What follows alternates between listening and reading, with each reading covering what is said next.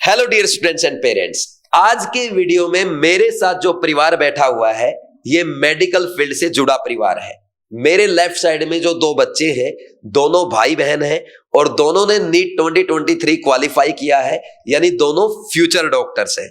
और right side में है इनके मम्मी और पापा, ये दोनों वेटरनरी फील्ड से जुड़े हैं, यानी एनिमल्स के डॉक्टर हैं, यानी पूरा परिवार डॉक्टर्स का परिवार है। तो आज के इंटरव्यू में हम ये जानेंगे कि कैसे इन दोनों बच्चों ने अपने घर पे रह के सेल्फ स्टडी करते हुए नीट 2023 क्वालिफाई किया है और इसके पीछे इनके मम्मी पापा की क्या सोच थी कि इन्होंने अपने बच्चों को कोटा नहीं भेजा, दिल्ली नहीं भेजा, किसी बड़ी कोचिंग में नहीं भेजा और घर पे सेल्फ स्टडी के लिए मोटिवेट किया और दोनों बच्चों ने इनको फॉलो किया, एग्जाम क्वालिफाई भी किया। इसमें इनकी क्या स्ट्रेटजी थी, मम्मी पापा ने अपना गवर्नमेंट जॉब के साथ टाइम कैसे मैनेज किया, ये सारी बातें इस वीडियो में हम डिटेल में डिस्कस करेंगे और इन बच्चों से भी जानेंगे कि सेल्फ स्टडी में घर पे आपको क्या क्या प्रॉब्लम आती है और उनको आपने कैसे टैकल किया है। बट सबसे पहले एक बार पूरे परिवार का इंट्रोडक्शन हो जाए, तो सबसे पहले हम गुड़िया से स्टार्ट करेंगे। बेटा आपका क्या नेम है? मेरा नाम स्वाति है। और आपके मार्क्स कितने हैं? मेरे मार्क्स 613 है। Very good. बेटा आपका क्या नेम है? मेरा नाम हर्ष है और मेरे 645 मार्क्स हैं। हर्ष 645, वेरी गुड। तो सर प्लीज अब आप बताएं आपका नेम क्या है, आपकी पोस्ट क्या है और कहाँ पे पोस्टेड है? सर मेरा नाम डॉक्टर डीपी सिंह है। मैं बेसिकली झुंझुनू जिला राजस्थान का रहने वाला हूँ, बट वर्तमान में पिछले 17 साल से गवर्नमेंट ऑफ हरियाणा में वेटनरी सर्जन के पद पे कार्यरत हूँ और फिलहाल मैं भिवाड़ी में रहता हूँ, लेकिन डिस्ट्रिक्ट रेवाड़ी में मेरी पोस्टिंग है। Okay, thank you sir. Ma'am एक बार आप भी अपना इंट्रोडक्शन दें प्लीज। सर मेरा नाम डॉक्टर बिमला है। मैं राजस्थान सरकार में पशु चिकित्सक के पद पे कार्यरत हूँ और अलवर डिस्ट्रिक्ट में मेरी पोस्टिंग है, भिवाड़ी रहती हूँ। Thank you ma'am. तो देखा आपने, दोनों ही पेरेंट्स गवर्नमेंट जॉब में हैं और इन दोनों पेरेंट्स ने इतनी ज्यादा मेहनत की अपने बच्चों के साथ, तभी ये सक्सेसफुल हो पाए हैं। तो आज की जो जर्नी इन बच्चों की इस वीडियो में हम डिस्कस करने वाले हैं। तो जो स्टूडेंट्स अपने घर पे प्रिपरेशन कर रहे हैं, सेल्फ स्टडी कर रहे हैं या ऑनलाइन कोचिंग से अपनी पढ़ाई कर रहे हैं या किसी अपने छोटे होम टाउन में इंडिविजुअल क्लासेस से स्टडी कर रहे हैं, तो इन दोनों की जर्नी से आपको काफी इंस्पिरेशन मिलने वाली है।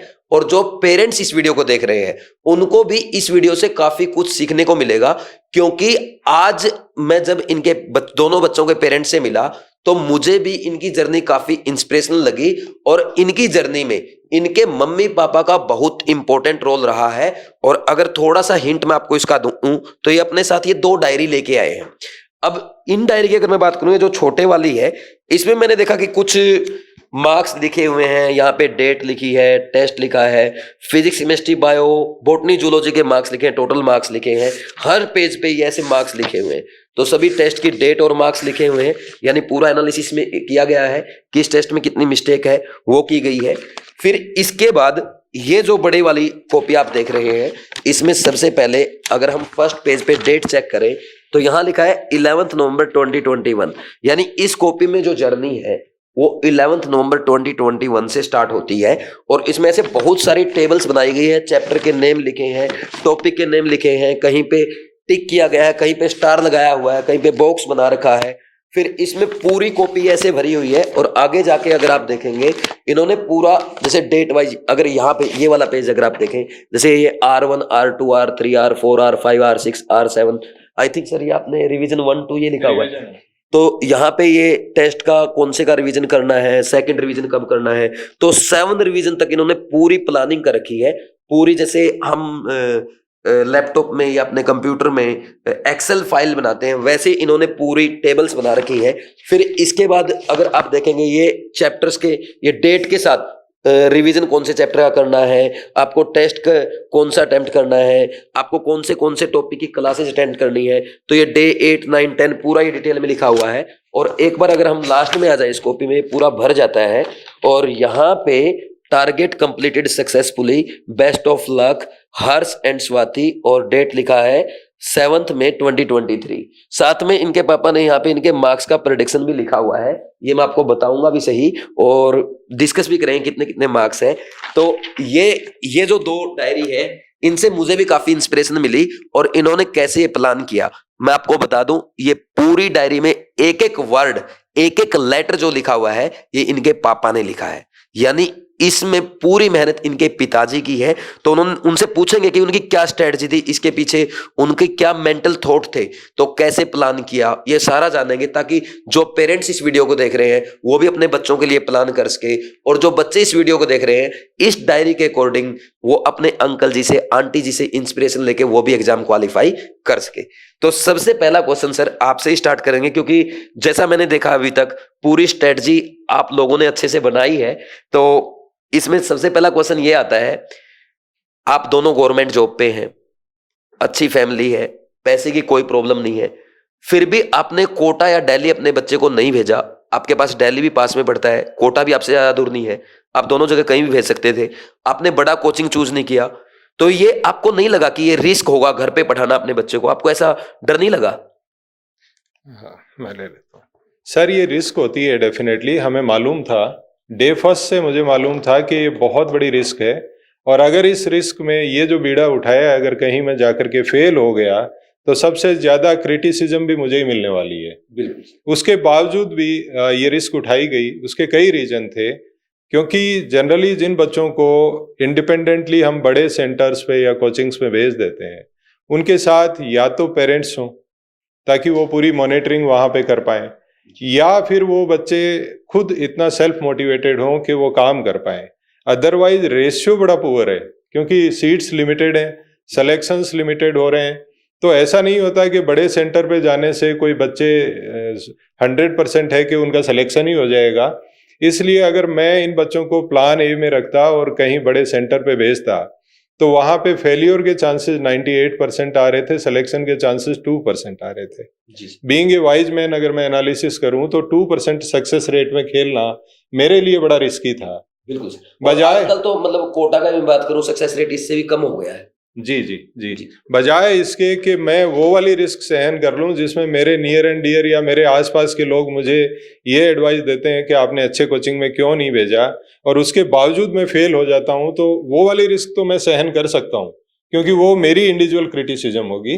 बट अल्टीमेटली बच्चों का वेलफेयर कैसे होगा ये मुझे देखना था, और अल्टीमेटली वो जो स्ट्रेटजी थी जो हमने स्टार्ट करी वो काम कर गई सर। ये टाइम टेस्टेड मेथड बन गया। जी सर। तो आज आप पेरेंट्स को भी थोड़ा फिर बाद में डिटेल में बताएंगे कि कैसे आपने स्ट्रेटजी बताई, ये रिवीजन प्लान और टेस्ट की प्लानिंग, चैप्टर की प्लानिंग, वो आपको पूरा डिटेल में बतानी है ताकि बच्चे भी अपनी प्लानिंग कर सके, और जो पेरेंट्स उनको पढ़ाते हैं, जैसे हमारे बहुत सारे बच्चे ऐसे होते हैं जिनके पापा डॉक्टर हैं या पापा टीचिंग में हैं, तो वो सारे खुद अपने बच्चे की प्लानिंग करते हैं और वो बच्चे रियल में सक्सेसफुल होते भी हैं। तो वो अपने बच्चों की प्लानिंग कर सके, उनको भी थोड़ा गाइडेंस मिल सके। क्योंकि देखो हम भी यहाँ पे थोड़ा सा एक प्लान करते हैं, जैसे ये स्मार्ट टूल है, हमने प्लान किया हुआ है, तो ये हमने पूरे एफर्ट लगा के प्लान किया था, लेकिन हमने कभी ये नहीं सोचा था कि कोई पेरेंट्स अपने हाथ से लाइन लगाएगा, फिर वहां पे रोज और कॉलम बनाएगा, पूरी एक एक्सेल फाइल कॉपी पे बनाएंगे और उसको ऐसा फॉलो कराएंगे। तो मुझे काफी इससे इंस्पिरेशन मिली है, तो ये आपको पेरेंट्स को डिटेल में बतानी है। अब सेकंड क्वेश्चन मैम आपसे ये है कि आपका क्या रोल था इसमें, मतलब जो ये जर्नी रही है आपका क्या रोल है? सर इसमें देखो, इनके पापा प्लानिंग करते थे, इनकी डेली ऑनलाइन कुछ क्लासेज ये अपने सब्जेक्ट वाइज लेते थे, और तो ये जो प्लानिंग बना के जाते थे, इनकी जो क्लासेज होती थी उनमें मैं इनके साथ रहती थी। जब ये ऑनलाइन क्लासेज लेते थे मैं इनको वॉच करती थी, मैं इनको देखती थी कि भाई बच्चा क्लास अपनी सही उससे ले रहा है ना, कोई अदर चीज तो नहीं कर रहा है। बस मेरा ये काम था कि ओके, मतलब आपने बस ये देखा कि मॉनिटरिंग किया है आपने, है ना? कभी डंडे वंडे की जरूरत पड़ी थी? नहीं सर, नहीं, ऐसा नहीं है। बच्चे ओबीडियंट थे, बड़ा आराम से इन्होंने हमारा सपोर्ट करा। सही बोल रही मम्मी, या कभी कभी हल्का फुल्का? बचपन में ही मारती थी, बड़े होकर मारा तो नहीं, मतलब डांट पड़ जाती थी एक कभी दो के बार- बेटा, एक दो बार हुआ होगा ना? हाँ, कि मतलब अगर कुछ और कर रहे हैं, मम्मी ने देख लिया तो ये हटाओ, तुम चुपचाप वापस से काम पे जाओ, ये इस तरह का होता था। और चप्पल वप्पल तो नहीं आई कभी? चलो ठीक है, वेरी गुड। अच्छा सर, जैसे मुझे ऐसा लग रहा है जैसे मम्मी नीचे बातें कर रही थी, अब वो खुल के नहीं बता पा रही हैं, तो आप बताओ इनकी मम्मी का क्या रोल था? अगर मदर के रोल की बात करें तो सबसे बड़ा क्रेडिट तो मैं मदर को और मेरे पेरेंट्स को और मेरे रिलेटिव्स को ही देना चाहूँगा, क्योंकि उनका आशीर्वाद, ऊपर वाले का आशीर्वाद और इनकी मदर का कोऑपरेशन, इन सारी चीज़ों ने ये जो रिजल्ट अचीव करने में मुझे सफलता जो मिली है, उसके पीछे इसका सबसे बड़ा रोल है, क्योंकि घर पे रहते हुए किसी तरह की कोई कंट्रोवर्सी, किसी भी मेरे फैसले को या किसी भी कोई भी हमने टारगेट बनाया है तो उसमें 100% कोऑपरेशन करना, पूरा सपोर्ट करना और नई नई चीज़ें मुझे सर्च करके देना, यूट्यूब के माध्यम से, गूगल के माध्यम से, कि आप ये भी ट्राई कर सकते हो, ये भी ट्राई कर सकते हो, और फाइनली हम लोग डिस्कस करके कंक्लूड करते हैं और उसके बाद ही ये स्ट्रेटजी और प्लानिंग सारी बन पाई। तो इसका की रोल रहेगा सर इसमें। अच्छा, मतलब सर्च इंजन मम्मी रही हैं और प्लानर पापा रहे हैं और एग्जीक्यूट आपने किया है। अच्छा, आप दोनों ये बताओ, आपको क्या लगता है मम्मी और पापा में दोनों में ज्यादा इंपॉर्टेंट रोल किसका रहा है? सर ये तो क्वेश्चन आना ही था, मम्मी पापा ने भी बोला था ये आप कभी डिसाइड नहीं कर सकते, दोनों का इक्वल रोल रहता है हमेशा। पक्का? हाँ, मतलब अगर पापा नहीं है और मम्मी पीछे से घर पे है और हमने कोई इधर उधर काम कर दिया, तो अगर मम्मी नहीं होगी तो पापा भी नहीं संभाल पाएंगे, तो मतलब रोल तो इक्वल ही रहा है। Okay, very good. मतलब मम्मी पापा का दोनों का रोल इक्वल है, पापा ने प्लानिंग की है तो मम्मी ने मॉनिटरिंग किया है। Very good. अच्छा, अब सर दोनों मैम आप दोनों लोग गवर्नमेंट जॉब में रहे हैं, तो सबसे बड़ा इश्यू ये होता है, आप सुबह गवर्नमेंट जॉब में जाते हैं, जैसे खास करके आप सुबह खाना बनाना होता है, फिर आप जॉब में पूरा दिन 9 से 5 जॉब जाते होंगे, फिर उसके बाद आना है, बच्चों को संभालना है, तो इसमें आप दोनों लोगों ने टाइम कैसे मैनेज किया? सर टाइम मैनेजमेंट इसमें ऐसा है कि हमारा ड्यूटी टाइम फिक्स होता है। जी सर। सुबह कई बार 7 बजे से लेके 2 बजे तक का, कई बार 8 बजे से लेके 3 बजे तक का, वो शिफ्ट के अकॉर्डिंग चेंज होता है सर्दियों और गर्मियों में। जी सर। तो अगर आप 3 बजे भी अपने घर आते हो तो आपके पास सफिशिएंट टाइम होता है कि अपने बच्चों को आप टाइम दे सकते हो। और मैं तो ये मानता हूँ कि मेरे पास तो टाइम ज़्यादा होता था, अगर आपको डेली का 1 घंटा भी मिले बच्चों के लिए वो भी सफिशिएंट होता है। जी सर। ओके मैम, आपने कैसे टाइम मैनेज किया? क्योंकि जैसे इनके पापा तो जॉब करके आए, फिर इनके लिए प्लानिंग करते थे, आपको तो घर पे सारा काम भी करना होता है, आप भी करते होंगे, और फिर दूसरा सबको संभालना भी होता है, तो आप कैसे मैनेज करते? सर सुबह अर्ली इन द मॉर्निंग उठते थे, कितने बजे उठ जाते हैं? 4 o'clock उठ जाते थे। 4 o'clock। और ये दोनों योगा वगैरह भी करती है ना मम्मी सुबह उठ के? मम्मी योगा भी करती है? हाँ, योगा करती है सुबह उठ के डेली। और आप लोग क्या करते हो? हम तो अब एक्सरसाइज चालू करी है, नीट होने के बाद घर पे ही करते हैं। बैठ जाते थे पढ़ने। अच्छा, पहले उठते ही उठा, अपनी कॉफी बनाई और उसी टाइम बैठ के पढ़ने। ओके, उठते कितने बजे थे?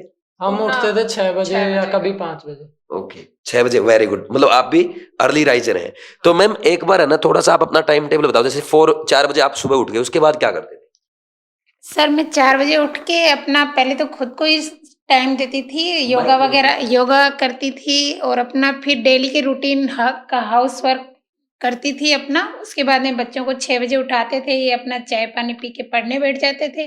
फिर 9 o'clock में अपनी जॉब चली जाती थी, और फिर 2 o'clock वापस घर आती थी। इस बीच में इन बच्चों को क्लासेस दे जाते थे, इनका कि कितना नोट्स बनाए इन्होंने, अपनी क्लास प्रॉपर ली है नहीं मतलब ली। टारगेट देके चले जाते हैं, टारगेट दे के मैं जाते तब तक इतना काम हाँ। तैयार मिलना चाहिए। और कुछ सर हमारे मतलब गवर्नमेंट जॉब में छुट्टियां CCL मिलती थी, जो मैं बीच बीच में यूज कर लेती थी। Okay okay, very good. Okay, अच्छा, अब जैसे एक पॉइंट ये भी है, आपने प्लानिंग जैसे मैंने आपकी देखी है कॉपी में, आपने बहुत अच्छा प्लान कर रखा है। इवन आपने तो ओनली सब्जेक्ट ही नहीं, चैप्टर नहीं, इवन आपने छोटे छोटे टॉपिक भी उसमें लिखे हुए हैं। तो सबसे पहला पॉइंट तो ये है कि आपको इतनी नॉलेज, मतलब जैसे आप बायो आपका सब्जेक्ट है, केमिस्ट्री फिजिक्स का दोबारा से आपको कैसे पढ़ना पड़ा होगा, तो ये सब आपने कैसे मैनेज किया? सर मैं 1995 में मेरा राजस्थान PMT के थ्रू सिलेक्शन हुआ था वेटनरी में। जी सर। तो वो एक सेम ही कंपटीशन था जैसा कंपटीशन अभी नीट का आजकल चलता है। जी सर। तो वहाँ से एक इंसाइट थी, फिजिक्स केमिस्ट्री बायो उस जमाने में हमने पढ़े थे। उसके बाद मुझे राजस्थान में 3 बार RS का इंटरव्यू देने का मौका मिला, जी और तीनों में ही मेरे जो ऑप्शनल सब्जेक्ट हुआ करते थे वो जूलॉजी एंड ज्योग्राफी थे। जी सर। तो जूलॉजी से अगर 3 बार आपने इंटरव्यू दे लिया तो जूलॉजी तो आपके कॉन्सेप्ट तो क्लियर ही है। एक बार अगर कॉन्सेप्ट क्लियर है तो वो कभी भी आप दोबारा उस काम को कर सकते हो। जी सर। इसलिए जूलॉजी तो मैंने ऑप्ट किया कि मैं अपने सुपरविजन में इनको काम कराऊंगा ताकि मैक्सिमम आउटपुट आ पाए। फिजिक्स केमिस्ट्री में नहीं कर सकता था, मेरे लिए अब टफ टास्क था ये। तो उसमें मुझे इतनी अंडरस्टैंडिंग जरूर थी कि कौन से चैप्टर में क्या होता है और उसको क्या करने से कैसे रिजल्ट मिल सकता है। मतलब कहने का मॉनिटरिंग मैं कर सकता था, वो मैंने की। ऑनलाइन क्लासेस की हेल्प ली हमने, और मॉनिटरिंग का पार्ट मेरा रहा सर। Okay sir. अच्छा, जैसे आपने इनको घर पे स्टडी कराया है तो सारा आपने ही पढ़ाया है या आपने ऑनलाइन हेल्प ली है या इंडिविजुअल कोचिंग करवाया था? नहीं, कोई इंडिविजुअल कोचिंग एक्चुअली मेरे जिस एरिया में मैं रहता हूँ उसके विसिनिटी में कोई ऐसा स्टेब्लिश्ड कोचिंग सेंटर अवेलेबल नहीं है। जी सर। और स्टडी का अगर एनवायरनमेंट भी देखूं तो इतना कोई ज़्यादा इंडस्ट्रियल बेल्ट है, इसलिए ऐसा कोई एनवायरनमेंट है नहीं। तो चैलेंज डबल थे कि यहाँ पे बच्चों को उस माहौल से प्रोटेक्ट भी करना था और कोचिंग्स के लिए कंटेंट भी मुझे रिक्वायर्ड था। तो ये कोविड के दौरान एक बड़ा रिवॉल्यूशन हुआ कि ये ऑनलाइन कोचिंग्स आई जी सर। और वहाँ से पता चला कि देश की जो बेस्ट फैकल्टी है वो आपके डोर स्टेप पे आपको मिल सकती है, बिल्कुल। लेकिन डिपेंड करेगा कि आप उसको यूटिलाइज कैसे करते हो। तो यूटिलाइज करने का यही मेथड था जो सर आपने देखा। कंटेंट आप लोगों का होता था, यूटिलाइज हम अपने मैनर में करते थे, अपने बच्चों के कस्टमाइज मैनर में। कैसा बच्चे की ग्रास्पिंग पावर है, कितना डिलीवर कर सकता है, उसके अकॉर्डिंग आपके मटेरियल को यूज करके हम इन बच्चों को देते थे। ओके सर, जैसे आपने ऑनलाइन से हेल्प ली है और आपने बताया आप तो 1995 के पास आउट है, तो आपको जैसे आपने सारा हार्ड कॉपी में पढ़ा है, टेक्स्ट बुक से पढ़ा है, तो आपको टेक्नोलॉजी को अडेप्ट करने में कोई प्रॉब्लम नहीं आया? नहीं, मुझे कोई प्रॉब्लम नहीं हुई। एक्चुअली मेरा थोड़ा सा रिसेप्टिव नेचर है। जी सर। मैं जितनी भी टेक्नोलॉजी या जितने एराज, हर दशक में हर चीजें बदल जाती हैं, तो जैसे जैसे बदलाव आते गए मैं अपने आप को अपग्रेड करता गया। और आज ये जो ऑनलाइन एजुकेशन का, और ऑनलाइन एजुकेशन ही क्यों, हर फील्ड में डिजिटलाइजेशन हो चुका है, जी सर। तो सभी में मैं कंफर्टेबल फील करता हूँ अपने आप को। बिल्कुल सर। और मैम आप भी कोई हेल्प, जैसे सर ने बताया कि सर्च तो आप ही करते थे, तो आपने कौन से प्लेटफॉर्म, यूट्यूब वगैरह की हेल्प ली होगी, सोशल मीडिया की हेल्प ली होगी, तो आपको प्रॉब्लम नहीं आती टेक्नोलॉजी को यूज करने में? बच्चे ऑनलाइन पढ़ रहे हैं या नहीं पढ़ रहे, या बच्चे कहीं डिस्ट्रैक्शन तो नहीं है, आपने इनको मोबाइल पे पढ़ने का बोला और ये दूसरी ऐप में गेम खेल रहे हैं, तो ऐसा आपको नहीं लगा या आपको टेक्नोलॉजी में कोई प्रॉब्लम तो नहीं आई?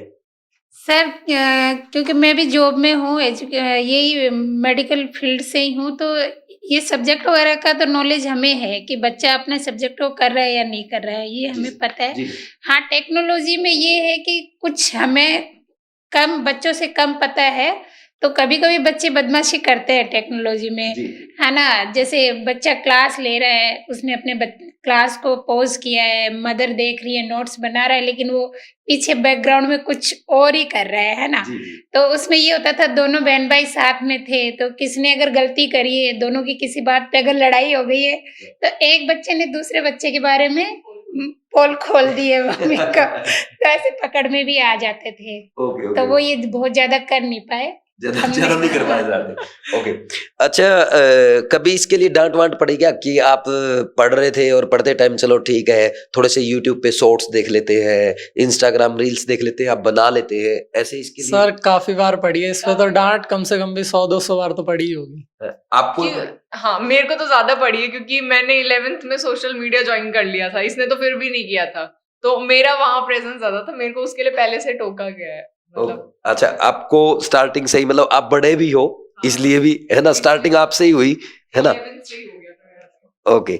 अच्छा, आपको क्या लगता है कि सोशल मीडिया डिस्ट्रैक्शन जो था उससे आपको कोई लॉस हुआ क्या? ऐसा मतलब जैसे आपने बोला कि सोशल मीडिया यूज किया है, या डिजिटल डिस्ट्रैक्शन जो था उससे आपकी पढ़ाई कुछ इफेक्ट हुई है? हाँ बिल्कुल। एक्चुअली हम सोशल मीडिया जब एक बार स्टार्ट करते हैं तो हमें लगता है कि हम 10 मिनट किसी से बात कर लेंगे या फिर 5 मिनट ऐसे ही थोड़ा सा स्क्रॉल कर लेंगे, पर लेकिन पता नहीं चलता कब वो 1 घंटा हो जाता है, 1.5 घंटा हो जाता है। मैं सोचती थी खाना खाते हुए सिर्फ थोड़ी देर के लिए लूंगी, पर लेकिन फिर पता चलता था मैं उठ रही हूँ तो मेरे को 2 घंटे हो चुके हैं। तो मतलब आप उसी दिन का टारगेट उस दिन नहीं कर पा रही हो, क्योंकि आपने सोशल मीडिया पे काफी टाइम स्पेंड कर दिया, तो उससे काफी ज्यादा पढ़ाई हैम्पर होती है।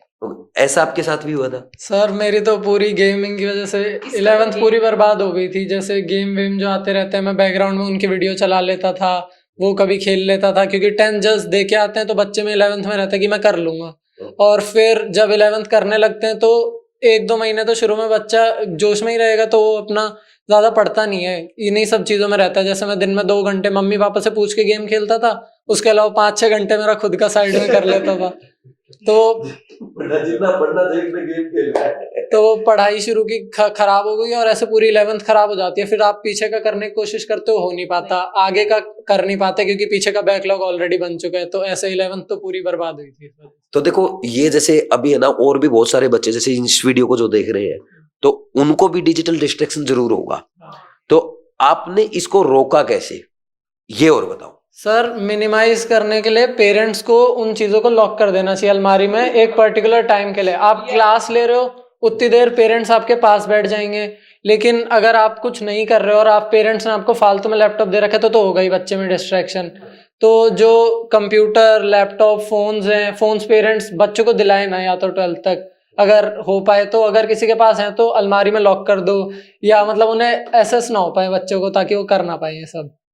डिस्ट्रैक्शन इस एज में होते ही है क्योंकि। सर जी सर, ये इसका सॉल्यूशन जब हम लोगों ने ये प्रॉब्लम फाइंड आउट कर ली कि बच्चे कहीं ना कहीं चीटिंग कर रहे हैं, और बीइंग ये दोनों जॉब में होने के नाते कहीं ना कहीं तो हम लोग चूक ही जाते थे, और उस दौरान ये गलतियां हो जाती थी। और हम समझते भी हैं कि बच्चे गलतियां कर लेते हैं, लेकिन टाइम निकल जाता है। इसलिए उस टाइम को रोकने के लिए फिर हम लोगों ने एक स्ट्रेटजी बनाई कि जब ये ड्यूटी जाए या मैं जिस टाइम भी हम लोग घर से निकलते हैं उस टाइम हम अपनी सारी डिवाइसेस को अलमीरा में लॉक करके जाते थे, और इनको इनको रिवीजन का टारगेट देके जाते थे, और आने के बाद ही हमारी प्रेजेंस में ही हम लोग ऑनलाइन एजुकेशन एक्सेस करवाते थे।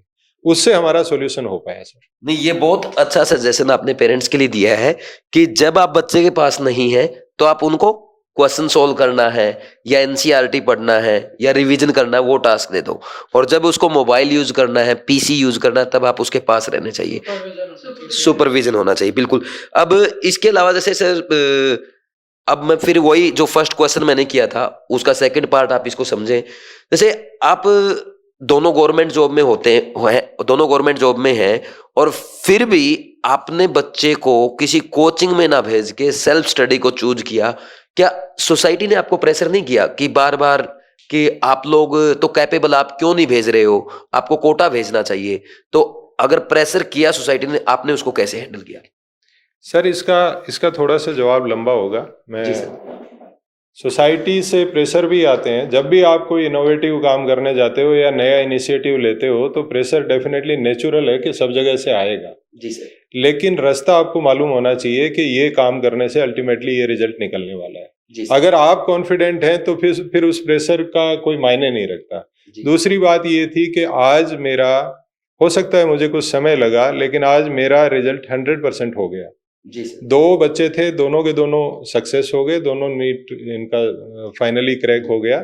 तो हमारा 100% रिजल्ट, और अगर किसी बड़े कोचिंग में या कहीं भी मैं भेजता तो ये क्या गारंटी थी कि 100% हो जाता। बिल्कुल। तो वहां पे चांसेस, बहुत सारे फैक्टर काम करते हैं एक्चुअली। वहाँ उसका एनवायरनमेंट क्या है, सराउंडिंग क्या है।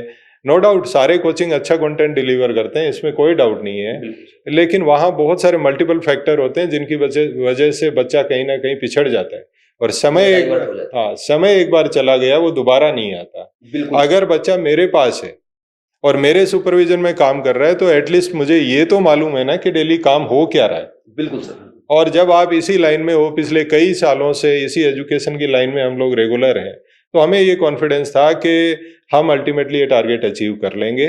डे फर्स्ट से वाइफ भी बैठी है, बच्चे भी बैठे हैं, इनको पहले दिन से हमारा यही बात हुआ करती थी कि ये वाला टारगेट हम अचीव कर लेंगे। बिल्कुल। और अल्टीमेटली भगवान की दया से और पेरेंट्स के आशीर्वाद से ये अचीव हुआ सर। ओके। मतलब सोसाइटी में सब बोलते तो हैं ही, लेकिन आपने क्या किया कि जो आपका डिसीजन है उसको स्ट्रॉन्ग रखा और उसको ही फॉलो करते हुए आपने मिशन सक्सेसफुल कर दिया। अच्छा, अब सेम क्वेश्चन आपसे है, जैसे पापा ने कोचिंग तो कैंसिल कर दिया कि सेल्फ स्टडी से ही हम करेंगे, तो क्या आपको पापा ने स्ट्रेटजी बना के भी दे दिया, आपको नहीं लगा कि यार बिना कोचिंग के हम जो बच्चे बाहर पढ़ रहे हैं, बड़े बड़े कोचिंग में जा रहे हैं, उनको कैसे कम्पीट कर पाएंगे? ऐसा आपको कहीं पे किसी पॉइंट पे नहीं लगा? सर देखो, डिप्रेशन वाली चीज़ तो बिल्कुल नहीं है हमारे साथ, क्योंकि ये जो प्लानिंग थी ना, ये माइक्रो प्लानिंग थी। हर दिन आप जो कर रहे हो वो उसी दिन के लास्ट में चेक होगा, और अगर आपका कंप्लीट हो गया तो आपको कॉन्फिडेंस आता है। कभी नहीं हुआ कंप्लीट मान लो, तो उसको रीएडजस्ट करके आगे के हिसाब से फिक्स कर देते थे कि अगली बार ये कर लेना, और कम टाइम मतलब थोड़ा बढ़ा देते हैं, एक्सटेंड कर देंगे कि ऐसे कर लेना इसकी वजह। और बाकी आपकी भी वीडियोस थी, कई मोटिवेशनल वीडियो थी, स्ट्रेटजीज वीडियो थी, जैसे नीट का एग्जाम कैसे अटेम्प्ट करना है। तो आपका एक 3 पार्ट लेयर वाला वीडियो था जिसमें हाँ 3 लेयर में कैसे अटेम्प्ट करना है। तो मतलब हमारा तो 3 लेयर में तो कम्प्लीटली नहीं हुआ, हमने 2 लेयर में करा। पहले एक बार कर लिया और फिर जो स्पेस थी वो छोड़ दी, और मतलब जो क्वेश्चन नहीं आए एक बार वो उनको कम्प्लीटली इग्नोर कर दिया, क्योंकि एग्जामिनर टाइम वेस्ट कराता है उन क्वेश्चनों में। तो इसमें थोड़ा बहुत डाउट तो बच्चे को आता है, लेकिन जो प्लानिंग है ये माइक्रो प्लानिंग होती है। हर दिन जो आप कर रहे हो वो लास्ट में चेक होगा, तो बच्चे को कोई प्रेशर नहीं आता, मतलब कि मैं कर पाऊंगा नहीं कर पाऊंगा, उसका टाइम ही नहीं मिलता है, क्योंकि जो दिन का सुबह काम दिया वो शाम तक करना है, और वो पूरा हो जाएगा तो कॉन्फिडेंस वैसे ही आएगा बच्चे को। आपकी भी मोटिवेशनल वीडियो आती है जो हम देख लेते हैं, और बाकी जो स्ट्रेटजीज वीडियो है, पापा आपकी वीडियो पापा देखते रहते हैं वैसे रेगुलर। हमें जो मतलब ज्यादा काम की वीडियो होती है वो हमें दिखा देते हैं, बाकी पापा आपकी वीडियो से कुछ पिकअप करके खुद की बना लेते हैं, उसमें कुछ ऐड ऑन होना होता है वो कर देते हैं। तो ऐसे करके डिप्रेशन ज्यादा कुछ होता मेरे है। को पता है कॉन्फिडेंस, मुझे कॉन्फिडेंस इसलिए था क्योंकि पापा जो स्ट्रैटेजी बता रहे थे वो मेरे साथ के एक फ्रेंड ने, जो मतलब मेरा बैचमेट था, उसका ऑलरेडी सिलेक्शन हो गया मेरे से पहले, वो उसने सेम फॉलो कर रखी है। मतलब टेस्ट पेपर दिया, फिर उसका वापस से एनालिसिस करा और इस तरीके से शेड्यूल फॉलो करना।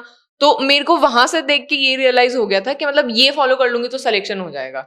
तो इसलिए मेरे को ज्यादा पापा वाली स्ट्रैटेजी पर डाउट नहीं आया कभी भी। Okay, very good.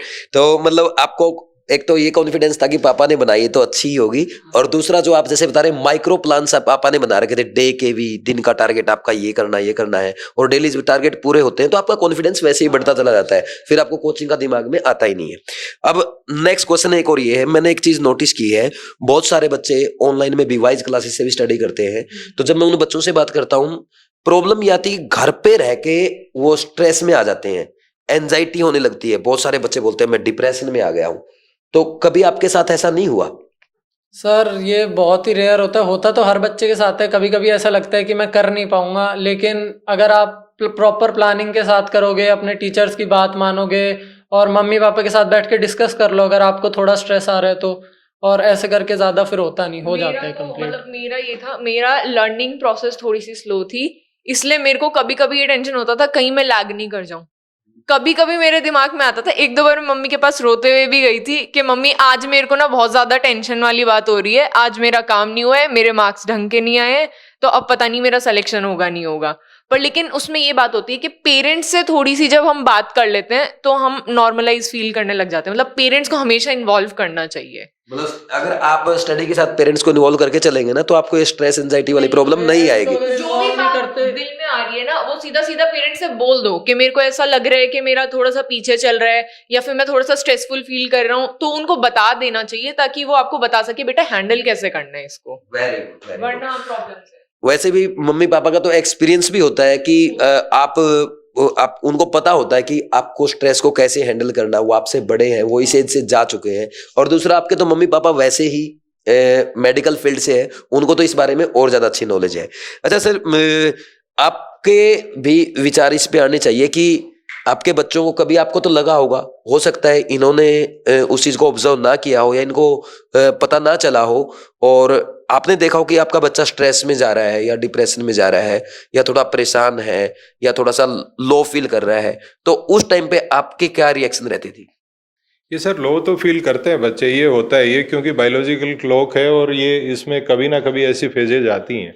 लेकिन ये हमें डेली पता रहता था कि आज बच्चा एक्साइटमेंट में है, आज थोड़ा सा लो फील कर रहा है। तो जिस दिन कई बार लो फील करता था तो हम अपने टारगेट को एक दिन के लिए या 2-4 घंटे के लिए डेफर भी करते थे, और फिर उसके बाद जब बच्चा दोबारा अपने जोश में आ जाता था तो फिर शुरू करा देते थे। मतलब उसको ऑब्जर्व करके उसके अकॉर्डिंग उसके साथ काम करते थे। जी सर।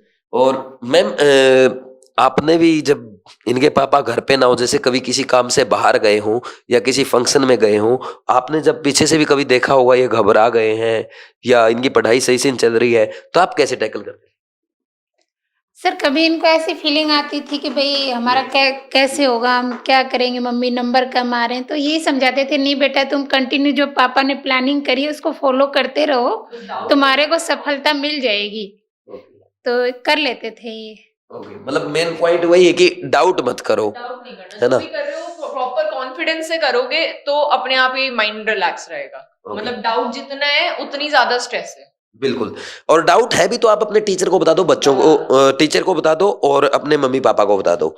तो मैं भी बच्चों को यही बोलता हूँ, आपको अगर लाइफ में सक्सेसफुल इंसान बनना है, उसका सबसे सीधा और बिल्कुल स्ट्रेट फॉरवर्ड पाथ यही है कि आपको जो भी इश्यू है, आपको कहीं भी डाउट है या कहीं आपने मिस्टेक की है, आप जाकर के साफ बिल्कुल क्लियर अपने मम्मी पापा को बोल दो या अपने टीचर को बोल दो, आपको डेफिनेटली सॉल्यूशन मिलेगा और सबसे बेस्ट सॉल्यूशन मिलेगा। तो यही आपने फॉलो किया है। वेर सर मम्मी पापा को नहीं बताते तभी तो डिप्रेशन बढ़ता है। अगर खुद में दबाए रखोगे कोई बात और बाहर नहीं बताओगे तो डिप्रेशन बढ़ेगा ही ऑटोमेटिकली। ये बात उन बच्चों के लिए भी है जो प्रेजेंट टाइम पे कोटा में पढ़ रहे हैं या किसी और सिटी में अपनी पढ़ाई कर रहे हैं। अगर आपको कभी भी लगता है कि मुझे स्ट्रेस हो रही है, एंजाइटी हो रही है, सबसे पहले आपको अपने मम्मी पापा को बताना है या अपने सब्जेक्ट टीचर को या जो आपके मेंटोर हैं उनको बताना है। तो इस बात को जो बच्चे इस वीडियो को देख रहे हैं वो जरूर नोट करें, क्योंकि आपका पूरा 1 साल की पढ़ाई होती है, सिलेबस लेंथी है, कंपटीशन ज्यादा है, कट ऑफ ज्यादा है, कभी ना कभी स्ट्रेस एंजाइटी आएगी, आते ही आपको मम्मी पापा या अपने टीचर को बता देना है। तो सर ये स्ट्रेस और एंजाइटी पे आपके बच्चों ने भी अच्छा गाइड किया, आपने भी अच्छा गाइड किया। अब आ जाते हैं हम उस पॉइंट पे जिसका बार बार आपके बच्चे जिक्र कर रहे हैं कि हमारी वो जो माइक्रो प्लानिंग होती थी उसकी वजह से हम इतना अच्छा कर पाए। तो सबसे पहले हम अपनी बड़ी बुक के बारे में बात करेंगे कि इसमें आपने क्या क्या प्लान किया है और कैसे प्लान किया है। एक बार थोड़ा सा आप डिटेल में बताएं, क्योंकि बहुत सारे पेरेंट्स बच्चों को गाइड करते हैं, वो खुद अपनी प्लानिंग करते हैं जैसे आपने की। बहुत सारे पेरेंट्स जो हमारे पास भी जिनके बच्चे पढ़ते हैं, मैं देखता हूँ किसी के पेरेंट्स गायनेकोलॉजिस्ट हैं, कोई ऑप्थेल्मोलॉजिस्ट है, कोई सीनियर फिजिशियन है, वो सब गाइड करते हैं। उनकी हेल्प होगी और बच्चों की भी होगी। प्लीज आप एक बार ब्रीफ में बताइए। ये बड़ा आसान तरीका है जो मैंने फॉलो किया। अगर इसको फॉलो करना चाहें तो इसमें कुछ नहीं करना है, सिर्फ 100 चैप्टर्स हैं। नीट की अगर मैं बात करूं तो 100 चैप्टर हैं, फिजिक्स केमिस्ट्री बायो तीनों मिला लेंगे तो 100 चैप्टर है जी सर। 100 चैप्टर को आप एक जगह लिख लो जी। और आप एक प्लानिंग बना लो कि एक रेगुलर इंटरवल पे उनका रिवीजन हो जाए, उनकी टेस्ट सीरीज अटेम्प्ट हो जाए, टेस्ट जो करते हैं उसका एनालिसिस प्रॉपर तरीके से हो जाए। एनालिसिस करने के बाद एक टर्म आता है रिवर्स इंजीनियरिंग। रिवर्स इंजीनियरिंग इसमें बहुत ज्यादा इंपॉर्टेंट है, क्योंकि जब आप, ठीक है आपने एनसीईआरटी आजकल सब कहते हैं और हम अब इस चीज को मान भी चुके हैं कि जो आजकल नीट के टेस्ट बन रहे हैं वो टोटली एनसीईआरटी से बन रहे हैं। तो एनसीईआरटी को करना तो बड़ा आसान है, क्योंकि एनसीईआरटी सबसे सिंपलेस्ट बुक मानी जाती है। हालांकि ये भी कहते हैं कि इन बिटवीन द लाइंस उसमें बहुत ज़्यादा है, उसके बैकग्राउंड में बहुत सारा मटेरियल होता है, उसके कॉन्सेप्ट को समझना होता है। ये सारी चीज़ें मैं सिर्फ इसलिए बोल रहा हूँ कि ये पता लगे कि एनसीईआरटी करने से ही आपका सिलेक्शन हो सकता है। तो एनसीईआरटी के कॉन्सेप्ट बच्चा जब एनसीईआरटी पढ़ लेता है उसके बाद में एक टेस्ट की प्रोसेस से गुजरे और टेस्ट में जो गलतियां हों उन गलतियों को अपनी एनसीईआरटी के उसी पैराग्राफ पे जाके दोबारा से उसको स्टडी करे और वो गलती जीवन में दोबारा ना हो। इसी को रिवर्स इंजीनियरिंग कहते हैं। अगर गलतियां इरेडिकेट आप करते हुए चले गए, मान लो कि आज आपकी 100 गलतियां हैं, तो धीरे धीरे वो 98 पे आएंगी, 50 पे आएंगी और एक दिन ऐसा आएगा कि आपकी कोई गलती नहीं रहेगी। जी सर। तो ये प्लानिंग ऐसे करनी पड़ती है कि इसमें 3-4 स्टेप हैं। जी सर। आपको सबसे पहले थ्योरी वाला कंटेंट कहीं ना कहीं से कंप्लीट कराना होगा, कोई ना कोई कोचिंग आपकी ऑनलाइन होगी या ऑफलाइन होगी, वो काम आपको करना ही करना होगा जहाँ कॉन्सेप्चुअल क्लैरिटी आ जाए। उसके बाद में आपको उनके डेली प्रैक्टिस होंगे, पेपर्स होंगे, वो कराने होंगे। फिर टेस्ट है आपके, रेगुलर इंटरवल पे आपके टेस्ट होंगे, टेस्ट का प्रॉपर एनालिसिस। ये करने के बाद में रिवीजन इसमें बहुत बड़ा रोल प्ले करता है। रिवीजन कितनी बार आप करा पा रहे हो, तो उसको एक डायरी में जैसे मैंने लिख के रखा है वैसे आप लिख के एक टेबल बना लें कि मुझे साल में 10 बार रिवीजन कराना है, 15 बार रिवीजन कराना है। तो ऐसा नहीं है कि जोश में प्लानिंग बना लें, इसमें थोड़ा सा मतलब एनालिसिस करना पड़ेगा कि 100 चैप्टर हैं, तो ऐसा नहीं कहीं एक चैप्टर को 5 दिन दे रहे हो फिर तो 500 दिन चले जाएंगे आपके। तो आप पहले दिन से प्लानिंग करो कि अगर एक साल में ये काम करना है तो आपको एक चैप्टर को इतना टाइम देना होगा, उसके टेस्ट में इतना टाइम लगेगा, एनालिसिस में इतना लगेगा, और कितने रिवीजन मैं कर पाऊंगा लास्ट तक। और सारे रिवीजन जब आप कर पाएंगे तो फाइनली आपको 40 से 50 मॉक टेस्ट भी अटेम्प्ट करने हैं। मॉक टेस्ट अगर आप अटेम्प्ट नहीं करेंगे तो आपको रियल वहां पे नीट के एग्जाम में क्या होता है ये आप अभी से जज नहीं कर पाएंगे। और एक और मेरा सजेशन है सर इसमें कि आप जब भी टेस्ट अटेम्प्ट करें तो OMR सीट के ऊपर ही करें, फिजिकल फॉर्म में करें। कुछ टेस्ट आप कर लें, ऑनलाइन भी कर लें, लेकिन कोशिश ये करें, जैसे मैं सर के टेस्ट अटेम्प्ट कराता था बच्चों को, तो वहां पे हम लोग क्या करते थे कि डाउनलोड करा लेते थे। अब सर के एक फीचर, सर आपसे भी रिक्वेस्ट है कि एक फीचर जिसमें हम लोग प्रिंट आउट नहीं कर पाते थे। जी सर। तो कुछ जगह से हमें ऐसे टेस्ट पेपर मिले जिनको हम प्रिंट आउट कर पाते थे। जी सर। तो मैं मैक्सिमम कोशिश ये करता था कि क्योंकि मुझे बड़े कोचिंग्स में भी नहीं जाना पड़ रहा, मेरा खर्चा तो लग ही नहीं रहा था बिल्कुल ही, मतलब बिल्कुल मिनिमम एक्सपेंसेस में घर रह के ये काम हुआ है, तो मैंने कहा क्यों ना इसको प्रिंट आउट तो मैक्सिमम निकाले जाएं। बिल्कुल। तो जितने भी हमारे टेस्ट होते थे, आज मैं लेके नहीं आया, अगर मैं उसको बंडल को लेके आऊं तो इतना बड़ा बंडल हो जाता है वो। जी सर। हर टेस्ट को फिजिकल आपकी फॉर्म में, प्लानिंग में ये कॉपी पूरी भरी हुई है, मैं एक एक पेज देख रहा हूँ। आपने तो मतलब लिख भी ऐसे रखा जैसे जो नॉर्मल अगर कोई इंसान लिखे ना, आपका एक पेज का लिखा हुआ 3 पेज में आएगा। तो प्लानिंग में ये कॉपी भर गई, तो इतना बंडल बनना तो क्या है टेस्ट का। तो वो जो टेस्ट है वो फिजिकल फॉर्म में निकालें। जी सर। और फिजिकल फॉर्म में आप जब निकालेंगे तो 2 फायदे होंगे उससे। एक फायदा तो ये होगा कि ऑनलाइन बच्चा चीटिंग नहीं कर पाएगा, बिल्कुल, क्योंकि वो गूगल पे जाके जब इधर से आंसर फाइंड आउट करके वो काम करता है, वो नहीं कर पाएगा। बिल्कुल सर। दूसरा बेनिफिट ये होगा कि उसको टाइम मैनेजमेंट सिस्टम के थ्रू गुजरेगा वो। जी सर। आपने इन दोनों बच्चों का ये होता था कि हम फिजिकल पेपर में ड्यूटी से आते टाइम ले आता था प्रिंट आउट करा के। जी सर। प्रिंटर मेरे घर पे नहीं था, बाहर से मैं करा के लाता था। जी सर। हजारों कॉपियां प्रिंट आउट हुई। मैं ड्यूटी से आते वक्त 2 पेपर प्रिंट आउट करा के लाता था। जी सर। ला के जब मुझे रेस्ट करना होता था तो 3 घंटे के लिए इसकी ड्यूटी लगती थी वाइफ की। जी। और दोनों बच्चे जैसे एग्जाम कंडीशन होती है वैसे ही एक की टेबल उधर है, एक की टेबल इधर है, दोनों 3 घंटे का टेस्ट दे रहे हैं। और उसमें भी ये एनालिसिस होता था कितने टाइम में वो टेस्ट पूरा हुआ और आगे टाइम को कैसे रिड्यूस करेंगे। जी। उसी का नतीजा था कि जैसे हर्ष का 40 मिनट पहले पेपर पूरा हो गया था। जी सर। 40 मिनट पहले पूरा। मार भी पूरी भर गई थी सर। फिर ये सो गया। मेरा पेपर से 1 दिन पहले सर क्या हुआ था, हाँ। पेपर से 1 दिन पहले मेरे बहुत खतरनाक नर्वसनेस हो गई थी। जैसे पढ़ने लग गए थे बहुत ज्यादा, लास्ट के टाइम में तो बच्चा पढ़ने ही लग जाता है काफी। तो जैसे रात को सो रहा था ना, तो केमिस्ट्री का कोई फॉर्मूला याद आ जा रहा है, फिजिक्स का याद आ जा रहा है कि ये भूल जाऊंगा यार, कल पेपर में गड़बड़ हो जाएगी। तो क्या होता है कि ऐसा हर बच्चे को ही होता है। तो मेरे को नींद नहीं आई सर टेस्ट से 1 दिन पहले, तो पेपर के दौरान आई बहुत तगड़ी नींद। पेपर के दौरान ऐसी छोटी छोटी मिस्टेक बच्चे करते हैं, ऐसी 5-6 कर दी मैंने, जिसकी वजह से मतलब और कम नंबर हो गए। और ये हर बच्चे के साथ होता है सर। ओके। तो फिर आपने जैसे नींद को मैनेज कैसे किया, जो पेपर में नींद आई ना उसको कैसे हैंडल किया। सर वही तो दिक्कत हुई, मैनेज नहीं हो पाई। लास्ट दिन जो नींद थी ना, पहले कंफर्टेबली सो रहे हैं, लास्ट दिन मैं 3 बजे ही उठ गया रात को। हाँ। फिर पढ़ने लग गया, फिर सुबह 2 घंटे सोया, फिर नीट के पेपर में थोड़ी बहुत नींद आने ही लग गई। ओके। और पेपर आपने क्या 40 मिनट पहले कर लिया जैसे गुड़िया बता रही है। हाँ कंप्लीट 40 मिनट पहले पूरा OMR भरने के साथ कंप्लीट हो गया था पेपर इस बार वाला। Very good. तो ये तो मतलब आपके पापा ने जो प्लानिंग करी ना, घर पे पेपर प्रैक्टिस कराए, उसका रिजल्ट आया है, उसी का बेनिफिट आदत आपको हो जाती है एक चीज, अगर आप बार बार कर रहे हो ना तो आदत हो जाती है। आपने लगातार पिछले 30 दिन में लगातार पेपर दिए हैं, तो वहां जाके ऐसा लगता है अरे यार एक और पेपर ही तो दे लेंगे। Very good. अच्छा सर, इसके बाद से आप वो कंटिन्यू करें, आप बहुत अच्छा बता रहे थे, क्योंकि मुझे भी उससे सीखने को मिल रहा है। तो सर इनका ये था कि इनके ग्रेजुअल हम लोगों ने, इनके जो नंबर ऑफ टेस्ट थे वो भी ग्रेजुअली हम लोगों ने बढ़ाए। जी। मैंने अलग अलग पोर्टल्स को फाइंड आउट किया, तो उनमें देखो सर सभी के पास ना कुछ अच्छी चीज होती है। जी। तो एक पोर्टल मुझे ऐसा भी मिला जिसमें कस्टमाइज में टेस्ट बना सकता था। जी। कस्टमाइज टेस्ट का मतलब कि बच्चों ने 5 चैप्टर अगर कंप्लीट कर लिए, हाँ। पीसीबी तीनों के मिला के, तो एक कस्टमाइज टेस्ट बनाया और सरप्राइजिंगली इनके सामने रख दिया। ओके। तो उससे ये आइडिया, रियल एक पिक्चर जनरेट होती थी कि वास्तव में इतने पानी में ये लोग हैं। जी सर। वरना कई बार ऐसा हुआ है, जैसा डिस्कशन भी हुआ है हमारा पहले, कि कई बार बच्चों ने ये सोचा कि मम्मी पापा को क्या पता लगता है, लेकिन जब आप सरप्राइज टेस्ट रखते हैं तो रियल पिक्चर आपके सामने आती है। और मॉक टेस्ट मैक्सिमम लास्ट में देखा जाए तो लास्ट से 1 महीने पहले हमने डेली एक टेस्ट दिया। जी। और लास्ट के 15 दिन में तो 2 टेस्ट डेली। जी। डेली का टारगेट होता था कि 5 चैप्टर का रिवीजन और 2 टेस्ट डेली। तो 20 दिन में ये कंप्लीट होता था। 20 दिन में 5 चैप्टर से मल्टीप्लाई करेंगे आप तो 100 चैप्टर बनते हैं, और 100 का ही हमारा सिलेबस है। जी। तो डेली 5 का रिवीजन हो रहा है और 20 दिन में 2-2 टेस्ट आप दे रहे हैं, तो 40 मॉक टेस्ट तो लास्ट में ही हो गए। जी सर। और आपके हमें टेस्ट मिले थे उसमें 20।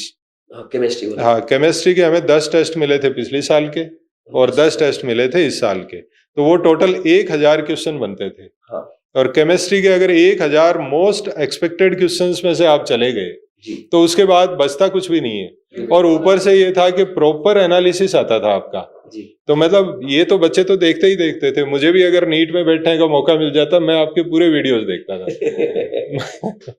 मतलब मुझे कई बार ऐसा एक्साइटमेंट आता था कि बच्चों के साथ नीट दे दिया जाए, क्योंकि इतना अच्छी तरीके से एक्सप्लेन करते हो आप लोग, और इतना मतलब ऐसा आपको आसपास ऐसे टीचर मिल नहीं सकते जो ये ऑनलाइन एजुकेशन की वजह से, मतलब राइट टाइम पे जब मेरे बच्चे बड़े हुए तो ये ऐसा सिनेरियो आया कि जिससे हम लोगों को बेनिफिट मिल गया सर। बिल्कुल। और बाकी अगर देखें तो प्लानिंग के बारे में अगर बात करें तो देखो, ऑनलाइन एजुकेशन जो है, ऑनलाइन एजुकेशन पे आप बिलीव कर सकते हैं, लेकिन उसमें मॉनिटरिंग की आवश्यकता है। अगर आप उसकी प्रॉपर मॉनिटरिंग कर सकते हैं तो ऑनलाइन पे आप जाएं। अगर आप मॉनिटरिंग करने में कैपेबल नहीं है, किसी वजह से कोई टाइम आपको नहीं मिल पा रहा, इग्नोरेंस है, या आप लोग उसको समझ नहीं पा रहे हैं, अलग अलग वर्ग हैं, जैसे कोई किसान होगा, कोई एम्प्लॉई होगा, कोई कॉरपोरेट्स में होगा, किसी को टाइम का इश्यू होगा, आपकी कैपेबिलिटी देख लें। आपको लगता है कि मैं इस चीज को मैनेज कर पाऊंगा तो आप जाएं, अदरवाइज आप किसी ना किसी को मेंटोर बना के ये काम कराएं, क्योंकि ऑनलाइन में 99% चांसेस हैं कि अगर आप मॉनिटरिंग नहीं करेंगे तो बच्चा अपना टाइम कहीं ना कहीं वेस्ट कर लेगा। और या फिर वही सिस्टम अपनाएं जैसे हम लोगों ने किया कि आप अपनी प्रेजेंस में क्लासेस कराएं ऑनलाइन, और उसके बाद सारी की सारी डिवाइसेस को आप लॉक कर दें।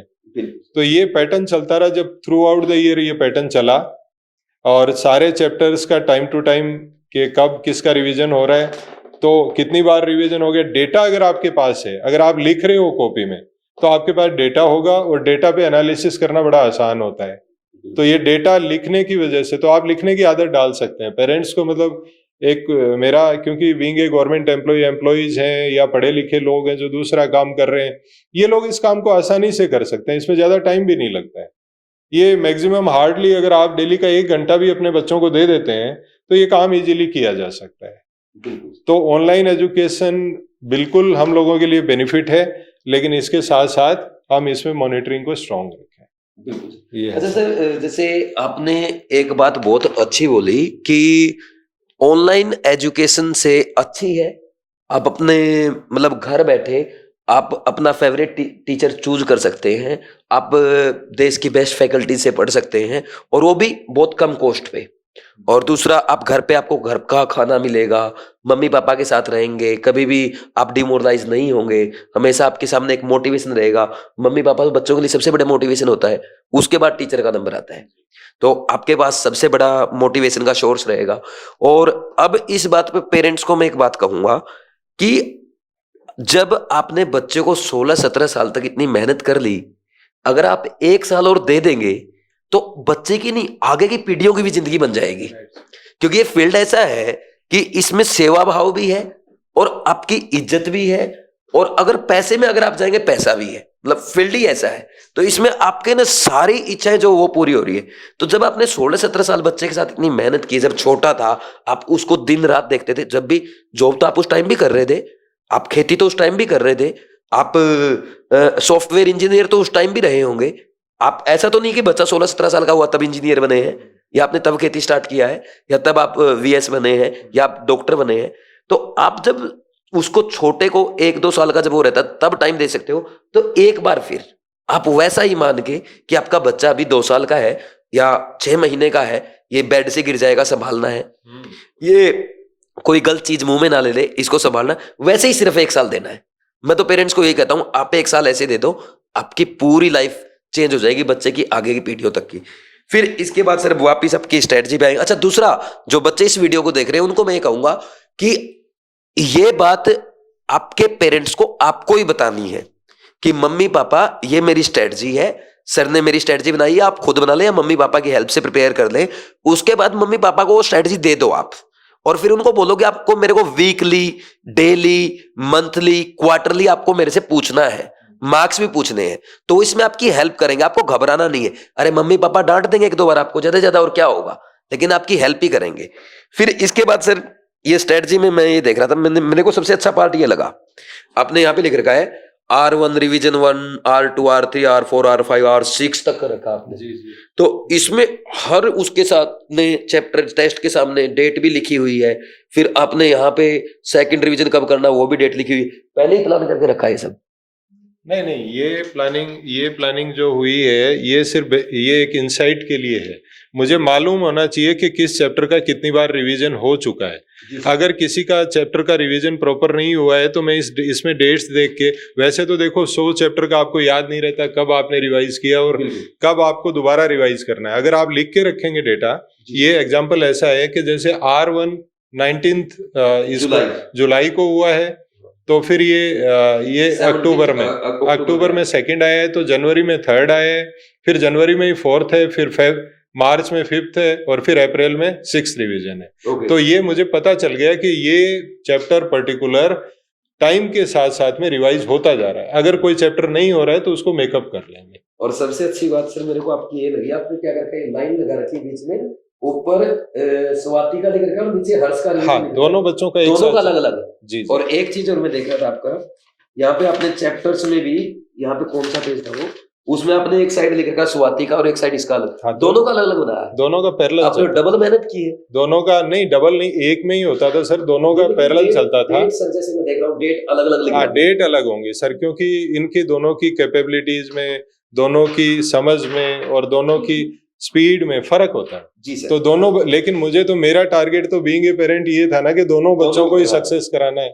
एक बच्चे के लिए अगर मैं करता तो दूसरा बच्चा नहीं होता तो भी प्रॉब्लम वही थी। तो इसलिए दोनों बच्चों को करने के लिए, इनके लिए, दोनों के लिए कस्टमाइज मैनर में ये प्लान बनाया। जी सर। जैसे आपको कभी ये नहीं लगा कि आपके 2 बच्चे हैं कि यार ये तो आगे निकल जाएगा, ये पीछे रह जाएगा, ऐसे थॉट कभी आए हुए आपको? कभी ऐसा लगा हो? उस टाइम आपने कैसे हैंडल किया? सर ऐसा इन दोनों में है, ये बच्चा जो भी काम रहता है स्पीड में कर लेता है, गुड़िया थोड़ा धीरे करती है और धीरे भी ऐसे करती है कि ये अदर चीजों में अपने समय को ज्यादा लगा देती है। जैसे अपनी कॉफी बनाने जा रही है तो वहां 15-20 मिनट लग गई, या वॉशरूम में गई तो लग गई, योगा कर रही है, मतलब अपनी थोड़ी सी फिजिकल एक्टिविटी, तो ये अपना टाइम थोड़ा दूसरी चीजों पे ज्यादा लगाते हैं, ये अपना काम स्पीड में करता है। तो अब ये होता है कि ये स्पीड में करता है तो इन दोनों को जो सेम डे जो टास्क मिला है ये तो जल्दी कर लेगा, ये जो 6 घंटे में करेगा वो ये 9 घंटे में करेगी। तो फिर इनको थोड़ा सा बैलेंस करके चलना पड़ता था। इसको थोड़ा सा भाई कहते थे कि बेटा तू एक्स्ट्रा रिवीजन कर ले, तब तक दीदी भी तेरे साथ आ जाएगी, तो ये तो मैनेज करना पड़ता था। एक साथ चलाना पड़ता था सर दोनों को। और इनके दोनों के, क्योंकि डिस्कशन भी जैसे इन्होंने बताया कि हर चैप्टर में 20-20 क्वेश्चन ये निकालते थे, तो और बाद में एक दूसरे को पूछते थे ये लोग, तो उससे फायदे 2 हुए। उससे ये बेनिफिट हुआ कि एक तो जब आपने क्वेश्चन बनाया तब मेहनत करनी पड़ी, एक जब आपने पूछा तो वो चैलेंज सामने आया जी। तो 20 क्वेश्चन इसने बनाए, 20 इसने, तो 40 क्वेश्चन की प्रैक्टिस तो वहीं पे हो गई। ओके, तो ऐसे ही करते थे आप लोग? हाँ, मतलब एनसीईआरटी में से, जैसे मतलब एनसीईआरटी का एक चैप्टर पढ़ा और उसके बाद में उसके 20 क्वेश्चंस मैंने बना लिए और 20 इसने बना लिए। फिर अब जब हम एक दूसरे से पूछ रहे तो हमें समझ आएगा कि ये लाइन मैंने पढ़ी थी, इसने मेरे से उसमें से क्वेश्चन पूछ लिया और वो मेरे को नहीं आता, तो फिर मैं बुक के अंदर उस लाइन पे जाऊंगी, उसको स्टार मार्क करूंगी कि अरे यार ये वाला मेरे को याद नहीं था, तो इससे प्रैक्टिस हो जाती है थोड़ी सी। और एक बेनिफिट ये भी होता है जब भाई बहन रहते हैं ना, तो ये आदत रहती है उसको नीचा दिखाना है, क्वेश्चन ऐसा बनाना है कि ये तो बड़ा चैलेंज था सर। इसी चैलेंज को दूर करना मेरे लिए सबसे बड़ा टास्क है। तो कैसे किया सर आप? हाँ, वो अल्टीमेटली इसको मनाया, उसको कभी मनाया, दोनों को मैनेज किया कि बेटा पैरेलल ही चलना है दोनों को। एक ही रूल बना दिया कि चलना पैरेलल है, चाहे तुम ज्यादा स्पीड में चलते हो, चाहे वो कैसे भी, लेकिन चलना दोनों को साथ है, ताकि डिस्कशंस लगातार चलते रहे। और इस बात पे लड़ो मत कि इसको ज्यादा आ रहा है या मैं कम कर रहा हूँ, एक दूसरे को सिखाने की प्रवृत्ति रखो, ये नहीं कि उसको नीचा करना है या उसको नीचा करना है। बिल्कुल, मतलब चैलेंज तो जैसे दूसरे पेरेंट्स को आते हैं आपको भी आए, बस थोड़ा सा मैनेज करने वाली बात, अगर आप मैनेज कर सकते हैं तो हो जाता है। अच्छा, इसके बाद जैसे टाइम मैनेजमेंट का बताओ, आप लोगों ने टाइम कैसे मैनेज किया? कि घर पे सबसे बड़ा इश्यू जो मैंने देखा है बच्चों को, एक तो जैसे स्ट्रेस एंजाइटी वाला मैंने बताया था, एक ये टाइम मैनेज नहीं कर पाते, क्योंकि घर पे आपको खुद ही तो ये देखना है कि लेक्चर देखना है, फिजिक्स का, केमिस्ट्री का, बायो का, एनसीईआरटी पढ़नी, रिवीजन करना है, तो ये टाइम कैसे मैनेज करते थे आप? तो मैनेजमेंट का ऐसे, अगर आपका प्लान हो गया है तो आप अपना एक टाइम फिक्स कर लो जिसपे आपको क्लास लेनी है। क्लास के जस्ट बाद जो सर ने पढ़ाया है उसकी एनसीईआरटी पढ़ लो, उसके बाद उसके क्वेश्चन कर लो, तो ऐसा सब होता जाएगा और फिर कोई प्रॉब्लम नहीं आएगी। ये बीच में ना पता है एक ये चीज भी है, उतनी ही देर पढ़ो जितनी देर पढ़ पा रहे हो, क्योंकि उससे ज्यादा अगर दिमाग लगाओगे तो दिमाग इधर उधर जाएगा। तो अगर 1.5 घंटे पढ़ पा रहे हो, 2 घंटे पढ़ पा रहे हो, उसके बाद में एक शॉर्ट ब्रेक ले लिया 10-15 मिनट, अब मेरे को उठना है, मैं थोड़ा बालकनी में चला गया, मैंने थोड़ा बाहर देख लिया, या मैंने मेरी कॉफी बना ली। इस तरीके से ब्रेक लेना भी इम्पोर्टेंट है। ओके अच्छा, एक ये भी बताओ, जैसे कुछ बच्चे तो ऐसे करते हैं नॉर्मली कि मैंने फिजिक्स केमिस्ट्री बायो का लेक्चर देख लिया, फिर तीनों का नोट्स पढ़ लिया, फिर एनसीईआरटी पढ़ा और फिर क्वेश्चन प्रैक्टिस किया या रिवीजन किया, जो भी बाद में आएगा। एक तो ये मेथड होता है। दूसरा मेथड ये होता है, आपने सुबह उठे, बायो को उठाया, continuously lecture, notes, question practice, NCERT एक साथ 4 घंटे दिया, तो फिर केमिस्ट्री को, फिर फिजिक्स को। आप कौन सा मेथड फॉलो करते थे? सर ये सेकंड मेथड ही फॉलो करना चाहिए, क्योंकि उस सब्जेक्ट में कंटिन्यूटी बनी रहेगी आपकी। आपने अभी वो पढ़ा है, उसके क्वेश्चन करोगे तो सही होंगे ज्यादातर क्वेश्चन। क्लास अगर प्रॉपरली ली है तो कॉन्फिडेंस भी आएगा, तो इंटीग्रेशन हो जाता है पूरा। इसका बेनिफिट, एक बेनिफिट ये भी होता है, जो घर पे बच्चे पढ़ते हैं, मैं भी उनको यही बोलता हूँ कि आप लोग क्या कर, वो बोलते हैं कि सर हमारा टाइम मैनेज नहीं हो पाता। सबसे पहले तो मैं उनको एक रॉबिन शर्मा का एक बुक में मैंने कोट पढ़ा था, ये है, don't manage your time, manage your focus. अगर आप फोकस्ड अपने काम पे तो अपना आप टाइम मैनेज हो जाएगा। दूसरा पॉइंट आता है, टाइम आपका मैनेज इसलिए नहीं हो पाता क्योंकि कभी तो आप लेक्चर की तरफ भागते हो, फिर आप रिवीजन, पहले 3 लेक्चर, 3 सब्जेक्ट का लेक्चर, फिर 3 लेक्चर सब्जेक्ट का रिवीजन, फिर 3 सब्जेक्ट की एनसीईआरटी, 3 का क्वेश्चन प्रैक्टिस। तो घर पे एक साथ नहीं हो पाता। आप एक काम करो, पहले एक सब्जेक्ट पकड़ा, सुबह 3-4 घंटे दिए, बायो कंप्लीट, फिर केमिस्ट्री कंप्लीट, फिर फिजिक्स कंप्लीट। तो ये मेथड आई थिंक मेरे अकॉर्डिंग मुझे ये अच्छा लगता है। बच्चे जैसे अपना चाहे अपने अकॉर्डिंग कर सकते हैं। अब इसके बाद वापस अपनी सेकंड बुक पे आएंगे सर, वो टारगेट वाला भी बात करेंगे। इसमें जैसे ये आपने लिख रखे हैं मार्क्स, ये स्वाति के और हर्ष के आपने सब्जेक्ट वाइज भी लिखे हैं, टोटल भी लिखे हैं। अच्छा, मार्क्स में सर मैं जो देख पा रहा हूं, हर जगह लगभग जो लीड कर रहा है हर्ष ही कर रहा है ना लास्ट तक। तो आपको कभी डिफरेंस, हर्ष तो लगभग 600 प्लस ही चल रहा है ना, स्वाति 600 से कम ही रही है, तो आपको उस टाइम नहीं लगा कि चाहे हरियाणा हो या राजस्थान हो, 600 तो क्रॉस करना पड़ेगा तभी जाके कुछ होगा? तो उस टाइम कॉन्फिडेंस आपका कम नहीं हुआ? नहीं, ये मुझे मालूम था पहले से ही। एक्चुअली मैं कंटेंट हम लोग एनसीईआरटी से पढ़ रहे थे और टेस्ट सीरीज डिफरेंट यूज कर रहे थे जी सर। तो ये एक फर्क हो जाता है। मान लीजिए कि एक स्टेब्लिश किसी कोचिंग का आप कंटेंट भी पढ़ रहे हो और उसी की टेस्ट सीरीज फॉलो कर रहे हो, डेफिनेटली आप 600 प्लस जाओगे। आज आप किसी का कंटेंट पढ़ रहे हो और टेस्ट किसी का दे रहे हो तो 25 से 50 नंबर तो आप ऑलरेडी पीछे हो जी, क्योंकि क्वेश्चंस रिपीट होते हैं। बिल्कुल। ऐसे ही हमने किसी एक पोर्टल का यूज किया, मैं एग्जांपल बता रहा हूँ आपको, तो वहां पे ये दोनों बच्चे 700 क्रॉस कर गए थे। हाँ। आपको बीच में 700 भी मिलेंगे, ओके लेकिन मुझे मालूम था, जी सर। मैं आपको इस कॉपी में दिखाएं, मुझे मालूम था कि ये 700 डमी नंबर है, जी सर। ये नंबर सही नहीं है। जी। क्यों? क्योंकि उस प्लेटफॉर्म की सैचुरेशन आ चुकी थी, उसका जो क्वेश्चन बैंक था 30 से 40 हजार का, हाँ। वो एग्जॉस्ट हो चुका था, वो बार रिपीट, और उसके बाद में 40 क्वेश्चन रिपीट आ रहे थे। फिर मैंने इनसे पूछा, मैंने कहा रिपीटेशन आ रहा है? तो इन्होंने कहा पापा 40 क्वेश्चन है। मैंने कहा यही तुम्हारे मार्क्स बढ़े हैं। जी। और मार्क्स कम आने का रीजन ये है कि आपको रिपीटेशन नहीं आ रहा है, क्योंकि आप डिफरेंट पोर्टल यूज कर रहे हो और अलग जगह से टेस्ट सीरीज यूज कर रहे हो। तो ये तो मुझे मालूम था कि ये 30 से 40 नंबर नीट में ज्यादा लेके आएंगे जो मैं कर रहा हूँ, इतना मुझे पहले से कॉन्फिडेंस था। जी, वेरी गुड। स्वाति का 680 है और हर्ष का 710। यहाँ तक पहुंचे हैं sir. Very good. Next test में भी अच्छा है, यहाँ तो सब अच्छा ही आ रहा है। वो सेम रिपीटेशन हो गया ना? अच्छा, ओके। तो आपने मतलब उस टाइम ये गाइड किया कि अगर डिफरेंट क्वेश्चंस मिलेंगे, रैंडम क्वेश्चंस मिलेंगे तो आपको स्कोर कम आएगा, लेकिन मेन पॉइंट आपका क्या है कि आप ये देखो कि मिस्टेक कहाँ हो रही है, आप मिस्टेक पे काम करो। ज्यादा क्वेश्चन प्रैक्टिस कर रहे हो, ज्यादा मिस्टेक का एनालिसिस होगा। कोई भी देखो एनटीए में पेपर बनाते हैं तो कोई भी ऐसा नहीं है कि वो किसी कोचिंग के मॉड्यूल को देख के पेपर बनाते हैं। बिल्कुल उनका पेपर खुद बनता है, अलग बनता है। तो ऐसा आप कभी भी जज नहीं कर सकते कि इस पर्टिकुलर कोचिंग से आप पढ़ोगे तो इतने क्वेश्चन आ जाएंगे, यहाँ से इतने आ जाएंगे। तो आपको एक दायरे में रह के, एनसीईआरटी के दायरे में रह के आपको सारे कॉन्सेप्ट्स क्लियर होने चाहिए आपको इतना जरूर मालूम है कि क्वेश्चन यहीं से आएंगे, बिल्कुल बिल्कुल लेकिन ये भी आपको मालूम है कि वहां से ही 100% आए या ऐसा नहीं है। तो बिल्कुल जब आप डिफरेंट डिफरेंट वेंचर करते हो जी तो डेफिनेटली आपके कुछ मार्क्स कम तो होते हैं, लेकिन अल्टीमेटली जब आप नीट के एग्जाम में जाते हो जी तो आप प्रिवेल करते हो। बिल्कुल बिल्कुल सर। अच्छा सर, एक अब बुक के लास्ट में आ जाते हैं, क्योंकि ये पूरा तो आपने बहुत इतना डिटेल लिख रखा है। ये तो मैं ना इसका एक कॉपी रखूंगा और कॉपी रख के मैं स्टडी करूंगा कि आपने ऐसा क्यों किया, क्योंकि कुछ चीजें ऐसी होती है जो म्यूजियम में रखी जानी चाहिए। मतलब मेरा ऐसा मानना है, इतना अच्छा इतना हार्ड वर्क सर मैंने मेरी लाइफ में मैंने नहीं किया जितना आपने इन बच्चों के साथ किया है। एक एक चीज आपने लिख रखी है और इतना डिटेल में। अब आपके हार्ड वर्क का रिजल्ट, टारगेट कंप्लीटेड सक्सेसफुली, यहाँ पे बेस्ट ऑफ लक भी आपने लिखा है। हर्ष का आपने प्रेडिक्ट किया था 625 से 665 और आपका स्कोर कितना है? 645। इसका तो एग्जैक्ट एवरेज स्कोर आया है बिल्कुल। 625 और 665 का एवरेज लेंगे तो 645 ही बनेगा बिल्कुल।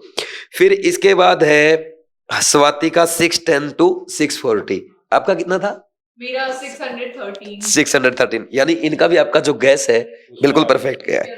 तो आपने गैस भी बहुत अच्छा किया है। तो मैम आपको बताया था स्कोर सर ने पहले?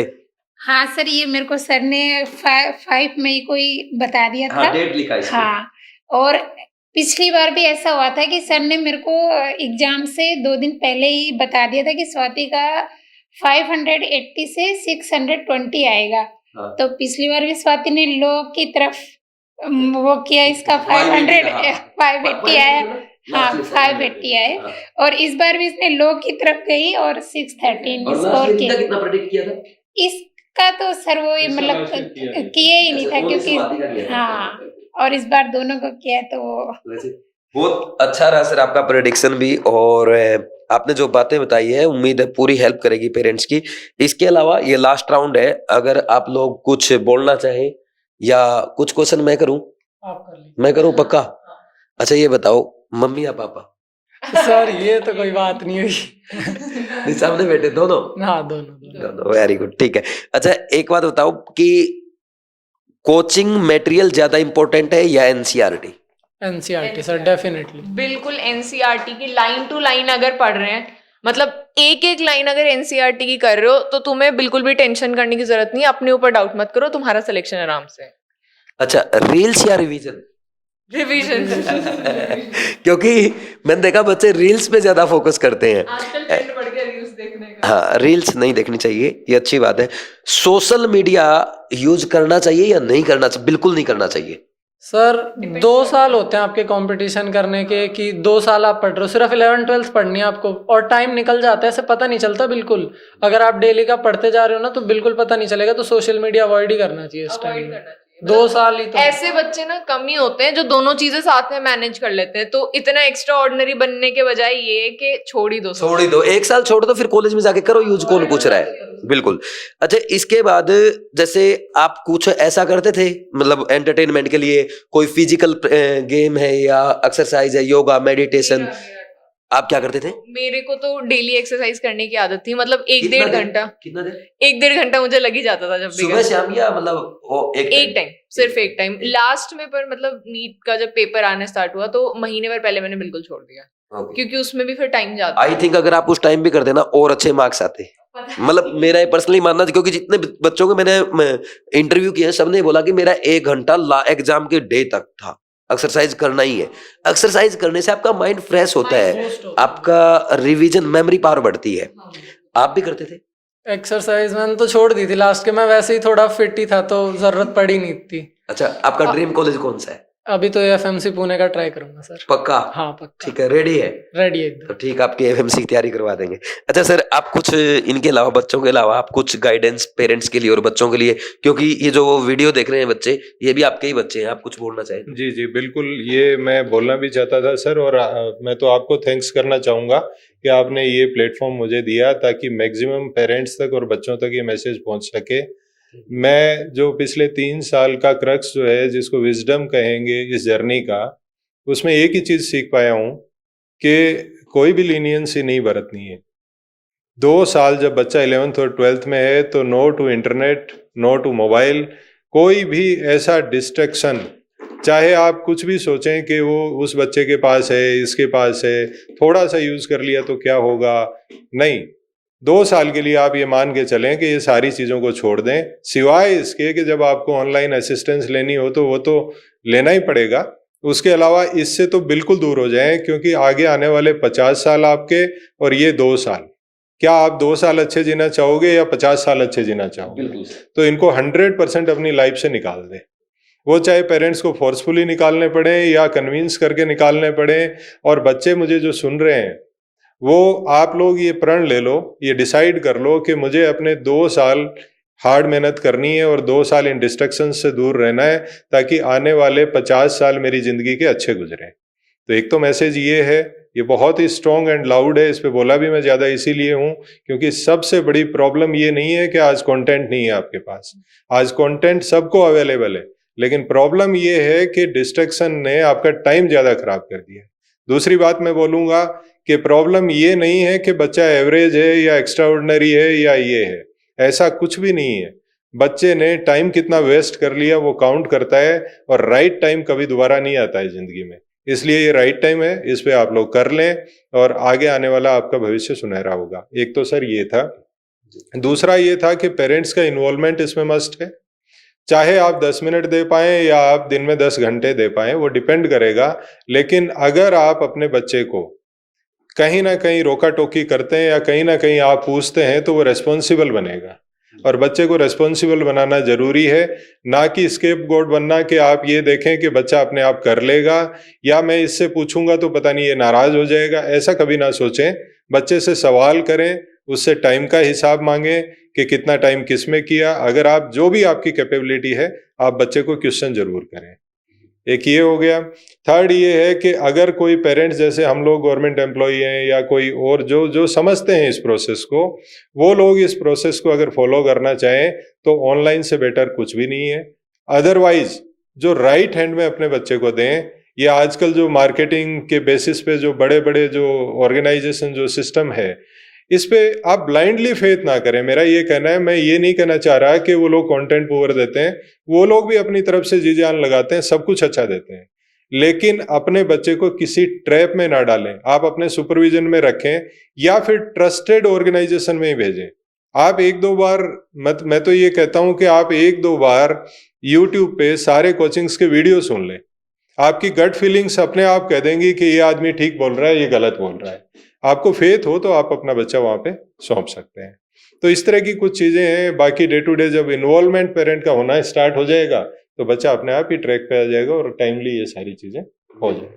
इसमें पेरेंट्स के लिए एक लाइन मैं भी ऐड करूंगा, जैसे पहले भी मैंने हमेशा बोला है कि आप अपने बच्चे से सिर्फ इतना काम करा लो, आने वाले 9-10 महीने, 10 महीने से भी कम टाइम बचा हुआ है, कि आप सोने से पहले, चाहे आपका बच्चा घर पे आपके पास है या आपसे दूर कोटा में कहीं भी है, आप उससे फोन करके ये बोलो, बेटा कि आज आपने फिजिक्स, केमिस्ट्री और बायो में एक मिस्टेक बताओ कौन सी की, टोटल 3 मिस्टेक पूछनी है।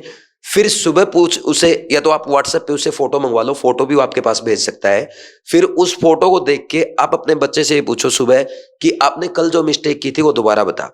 अगर आपने डेली 3 मिस्टेक अपने बच्चे से करवा दी, आने वाले 9-9.5 महीने का टाइम जो बचा है, इसमें आराम से बच्चा आपका ना कि ओनली एग्जाम क्वालिफाई करेगा, बल्कि टॉप में रैंक लाएगा, आपकी इज्जत बढ़ाएगा और अच्छा डॉक्टर बन के देश की, समाज की, गरीबों की भलाई के लिए काम करेगा। तो अब सबसे लास्ट में मैम, आपके कुछ पॉइंट्स, आप कुछ बोलना चाहें, मतलब कुछ पेरेंट्स के लिए पर्सनल मैसेज, या जो ये आपके बच्चे जो देख रहे हैं इनके लिए। बच्चों को तो सर मैं यही कहना चाहूंगी कि बेटा 2 साल की बात है, आप अपने मोबाइल वगैरह बिल्कुल छोड़ दें और ऑनलाइन भी अपने, जैसे अपने सुनील सर हैं या केमिस्ट्री की सुनील सर की बहुत अच्छी क्लासेस हैं, फिजिक्स में आप मतलब सर्च करो, आपको जो टीचर ऑनलाइन पसंद आए, वो बहुत अच्छा मटेरियल देते हैं, अपने को बहुत अच्छा समझाते हैं, उनका समझ के और आप अपना डे टू डे में अपना वर्क करते रहें ईमानदारी से, तो आपको सक्सेस मिलेगी, डेफिनेटली मिलेगी। पेरेंट्स के लिए भी कुछ बोले मैम। पेरेंट्स का तो ये है कि सर अपने बच्चे का ख्याल रखें, 2 साल के लिए आप लोग भी थोड़ा सा अपना त्याग करें, बच्चे को टाइम दें, मतलब बाहर जाना मिनिमम करें, आपका जो काम डेली के रूटीन का काम है वो ही करें। आप लोग भी मोबाइल वगैरह कम देखें, क्योंकि आप देखोगे और बच्चों को मना करेंगे तो बच्चे फिर कैसे, उनको लगेगा मम्मी पापा तो कर रहे हैं, हमें आप करना तो नहीं कंट्रोल कर नहीं पा रहे हो, हम कैसे हाँ, करेंगे? तो आपको भी कुछ अपनी सुविधाएं छोड़नी पड़ेंगी अपने बच्चे को सक्सेस करने के बिल्कुल लिए। वो एनवायरनमेंट पॉजिटिव हो जाएगा अगर पेरेंट्स छोड़ देंगे ना मोबाइल को, अपने आप पॉजिटिव हो जाएगा। और जैसे मैम ने बोला कि केमिस्ट्री में आप सर को फॉलो कर सकते हैं, मैं यहाँ पे सर की बात रिपीट करूंगा कि आप केमिस्ट्री में मुझे फॉलो करने की बजाय जैसे सर ने बोला है आप रिसर्च करें, आप 3-4 लोगों की वीडियोस देखें, उनका कंटेंट देखें। आप फिजिक्स में भी, बायो में भी, भले ही आप तीनों सब्जेक्ट के अलग टीचर लें, आप तीनों सब्जेक्ट के लिए अलग से टेस्ट सीरीज ज्वाइन करें, लेकिन रिसर्च करके जिस पे आपको फेथ हो, जो आपकी जहां पे जैसा सर बोल रहे थे गट्स फीलिंग आ जाती है कि हाँ ये इंसान मुझे पार लगा सकते हैं, आप उसी को फॉलो करें। आप अंधाधुंध बीवाइज में भी ना आए। ये दोनों इसने बताया टेस्ट सीरीज से उसको बेनिफिट हुआ है, उसने अच्छे से फॉलो किया है, इन्होंने स्ट्रेटजी को फॉलो किया, बेनिफिट हुआ। लेकिन आप तब करें, हर इंसान के लिए अलग स्ट्रेटजी होती है। आप पहले रिसर्च करें, मेरे बारे में भी, दूसरों के बारे में भी। तो यही आई थिंक मैसेज था पेरेंट्स का, और आपको सबको समझ में आ गया होगा। पेरेंट्स को भी, बच्चों को भी कोशिश हमने की है बहुत अच्छे से एक्सप्लेन करने की, एक एक चीज समझाने की। सर ने भी बहुत अच्छा बोला है और मैंने देखा कि मेरे से ज्यादा अच्छा बोला है, मेरे से ज्यादा अच्छी स्ट्रेटजी इन्होंने बना रखी है। आई थिंक इससे आपको जरूर हेल्प मिलेगी। जी सर। बस मैं फाइनली यही बोलना चाहूँगा कि मैं कोटा ज़िंदगी में पहली बार आया हूँ, और कोटा आने के बाद मुझे ऐसा लग रहा है कि मैंने अपना टाइम लॉस नहीं किया है, मुझे बहुत कुछ यहाँ पे मिला। उसका कारण ये है कि जो एक्सरसाइजेज हम लोग घर पे बैठ के बच्चों की प्लानिंग बना रहे थे, यहाँ आके देखा तो ऑलरेडी वो सारी चीज़ें इसमें बनी हुई हैं। मेरी कॉपी और इसको अगर कोई कंपेयर करेगा तो वो डिट्टो वो सारी की सारी चीज़ें एक्सेल शीट में सर ने यहाँ पे बना के दी हुई हैं। कहने का मतलब ये है कि आप सेंट्रलाइज एक स्टूडियो बना करके पूरे देश में तो पहुंच सकते हैं, लेकिन क्या कभी आपने ये जानने की कोशिश करी कि ग्रास रूट लेवल पे बच्चों को रिक्वायरमेंट किस चीज़ की है? तो आज बीइंग ए पेरेंट जो काम मैं कर रहा था, वो काम बीइंग ए टीचर, मतलब टीचर एक एस्पेक्ट देख सकता है और पेरेंट दूसरा एस्पेक्ट देखता है, लेकिन दोनों एस्पेक्ट मुझे यहाँ पे नजर आ रहे हैं कि ये लोग टीचिंग भी कर रहे हैं और साथ में ग्रास रूट की प्रॉब्लम को फाइंड आउट करके ये सारी सीड्स भी बना करके रेडीमेड हमें दे दी गई हैं। तो अगर मुझे सर पहले मिले होते तो शायद मुझे इतनी कॉपी में इतने वर्ड्स लिखने नहीं पड़ते। ये सिर्फ एक चेकलिस्ट होती मेरे पास और मैं डेली टिक टिक टिक करता जाता और फाइनली मेरा रिजल्ट भी यही होता। तो इसको यूज कर सकते हैं। ये बड़ा इनोवेटिव आइडिया लगा सर मुझे आपका। Thank you sir. आप जैसे लोगों से हम सीखते हैं और जो अच्छा मिलता है उसको इम्प्लीमेंट कर देते हैं, जो हमारे में कमी होती है वो आपसे सीख के इम्प्रूवमेंट करने की कोशिश करते हैं, तो ये सारी चीजें बन जाती है सर। ऐसे ही ये सक्सेस प्लानर भी मैं भी आपको दिखाऊंगा नीचे, उसमें हमने डे टू डे का भी बना रखा है, वो हम बाद में डिस्कस करेंगे। बच्चे सारे जानते हैं उसके बारे में और बच्चों को हम घर पे भी भेजते हैं। तो ठीक है सर, आई थिंक अपना हो गया अब समझ है ना। ठीक है, थैंक यू भाई। और जितने भी पेरेंट्स और इस बच्चे इस वीडियो को देख रहे हैं सभी को बहुत बहुत धन्यवाद। आपने पेशेंस के साथ पूरा वीडियो देखा और उम्मीद है जो अच्छी बातें आपने इस वीडियो से सीखी हैं डेफिनेटली आप उनको अच्छा वैसे फॉलो करेंगे और नेक्स्ट टाइम अपनी फैमिली के साथ इस फ्रेम में आ पाएंगे। Thank you.